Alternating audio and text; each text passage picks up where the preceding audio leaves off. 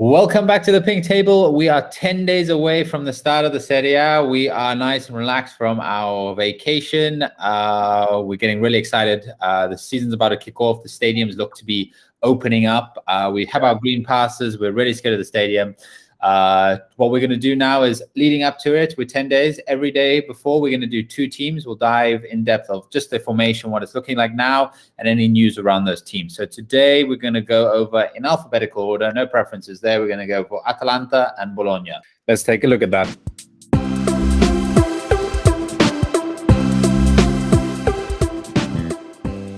So welcome back to the Pink Table. We are super excited to be bringing you this next Serie A season. It's going to be an interesting year. Inter champions, a lot of teams with new coaches. I believe out of the 20 clubs in this year's tournament, 12 have got new coaches. And the two that we're going to be looking at today are two of the 8 that have managed to keep on to their coaches from last year. So let's take a quick look at Atalanta and Bologna. Yeah, so I think the Serie A has, well, before we dive into that, the Serie A has gone through a lot of changes this season, and I think it's good that we've got some great coaches coming in, like Mourinho, Spalletti, Allegri. We have lost a lot of pieces. I think Serie A has lost more than we've gained so far. We've lost the likes of Romero. We're losing Lukaku, maybe possibly Lautaro. The list goes on. There's who else was there? There's quite a big names that have actually gone out as well there. That's just 4 of them that I'm thinking of. Hakimi's also left. Yeah, you've got big names that are departing the Serie A. Question marks over whether Eriksen's going to be able to play again. Donnarumma heading to PSG, I think you mentioned already. Lots of names that have left the Serie A, but I think La Liga is also feeling this. When you take a look at the main root cause of where the talent's going, there seems to be one single culprit. Yeah. But with that being said, listen, there's still a few days left of the transfer market. There'll be some last minute deals. The Serie A also, excitingly, we'll do an episode about the stadiums, but the Serie A is bidding for, well, not the Serie A, Italy is bidding for the 2028 Euros or the 2030 World Cup in partnership with Saudi Arabia, which is a bit strange, but that will be very good for our stadiums infrastructure as well. So at least we maybe get some money thrown into them. But let's jump into Atalanta and Bologna, Elaine. So let's start off with Bergamo team. Going to be a very interesting game or interesting team to keep an eye on for this season. They're one of the teams that has consistently been building over the last few years under Gasperini. They've managed to keep all of their key players once again. Question marks over whether Zapata is going to stay for the duration of this season. Let's see if any last-minute transfers come in from him. I don't see anybody having the money to grab him right now unless it be a Premier League team. So I expect him to lead their front line. And with all of the changes happening with the bigger teams, I would fancy Atalanta to maybe push for a title this year. Yeah, so we'll see where we'll do also an episode on where we expect some teams to end up. But yeah, they've already got rid of Romero, which I think is a big loss defense-wise. Like, they brought in Jim City, so I'm not Jim City, sorry, Demiral from Juventus. We can see their formation here. It's again with the classical 3-4-2-1. So as you can see, Musso is a new addition, which is a great addition. I think last year they were switching and swapping between Golini and Sportiello. I think Golini had a bit of a falling out with Gasperini, so I think that's the reasoning behind there. And I think Musso is a great buy. Like, I'm surprised he didn't end up going to Inter, but I think Inter, with money issues right now, weren't able to just put 20 million on a goalkeeper. With that being said, it looks good up front. We have Zapata, which will probably be switching and swapping between Muriel, and there's Pessina as well, which Ilicic, there's a lot of rumors of him going to Lazio, Milan, but this week apparently he's spoken to Gasperini and he's still a central part of the plan there. So let's just see how these next 2 weeks unravel and what we go through. But their formation looks good. Yeah, well, in typical Gasperini fashion, their formation or their style of play is going to be heavily dependent on the wing-backs. They've got the same wing-backs as last year, being Freuler on the left and Maile on the right. To be very Gosens, my apologies. And on the other side, Maile, who, to be very, very honest, didn't impress me last season a lot, but at the Euro blew me away. So he's obviously a very competent fullback. He's probably just struggling to adapt to Gasperini football, which is completely natural, to be honest.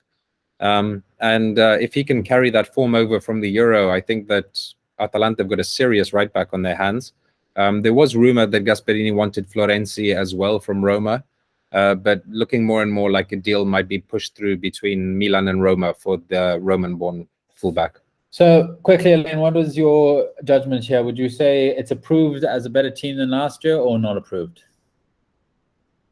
It's going to really depend on how well Demiral takes over from Romero. If you take a look at it face for face, it's sort of exactly the same deal Atalanta did with Juventus for Romero. It's a little bit pricier on their end, but they do have an option to purchase the player out at the end of the season. They're not obliged to. If the player turns out to be just like Romero, chances are they spend that 30, take the player and sell him for 50 in a couple of years to another Tottenham. So it's good business on the Atalanta side. But Demiral is going to be key to how they're going to perform. If he continues to carry over those quad injuries that have plagued him since the ACL tear, it's going to be tough for them, and they're going to struggle to cover that centre-back position. So I think that's going to be the key telltale. Otherwise, the team's solid, and the coach knows what he's doing. The team knows how to play the coach's football. So I think the team gets stronger year in, year out just from that. So we're giving it an improved stamp. Yeah. Cool.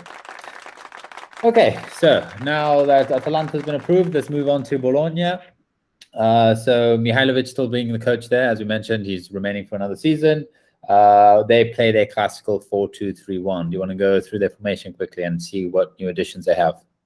Yeah, so new additions, Bologna this year, if we have to really look at where they've spent their money, they were really clever with their finances, and they've gone ahead and locked down 2 players that have already been on their rosa at least for a year, if not half a year, one of them. And they went and spent big money on Soumaoro and Barrow. Soumaoro from Lille and Barrow from Atalanta. Big money was spent on securing those 2 players on permanent contracts. Which is very clever.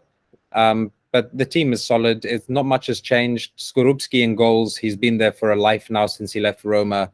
Tomiyasu, the right back, shift centre back, still out on the right. Soumaoro is now going to be partnered with Bonifazi, who is a new addition to the team. He was brought in from, he was at Udinese last year on loan, but I believe he's been a Torino player or been on the books at Torino for a couple of years. He's been bought outright, come in to take that centre-back position. You've got Dykes out on the left as their left-back.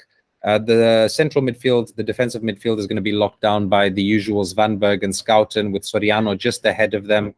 Musa Barrow out on the left, Orsolini out on the right, and the big name signing of this transfer market, Marko Arnautovic, taking up that centre-forward position. Yeah, so from what I can say, I would say this is definitely a stronger Bologna team than last season. One thing to look at is Tomiyasu, which we still have 2 weeks till the Serie A kicks off. Tomiyasu is heavily linked to the Premier League.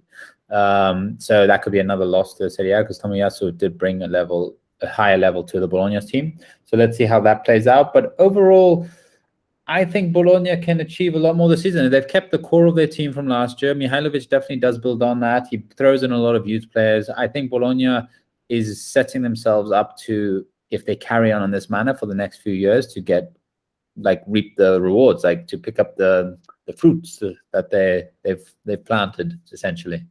Well, yeah, I was quite surprised to see Mijhilovic stick around for another year. A couple of times last year, we saw him absolutely lose it in press conferences about his team's mentality. So I was a bit surprised, honestly, to see him reconfirm for another year. But yeah, it's exciting. It's always great to see a team coach stick around and implement their style of football. And now that they're not going to be so heavily dependent on Barrow in attack, I think this team might be a bit more exciting to watch. Yeah, fantastic. So tomorrow we'll come back with Cagliari and Empoli. We'll give you guys the team's updates there. If anything changes transfer market wise, we'll bring that up. But yeah, looking at Bologna and Atalanta, they both get our approved for improved teams. So approval for improved teams, essentially. The improvement. Yeah.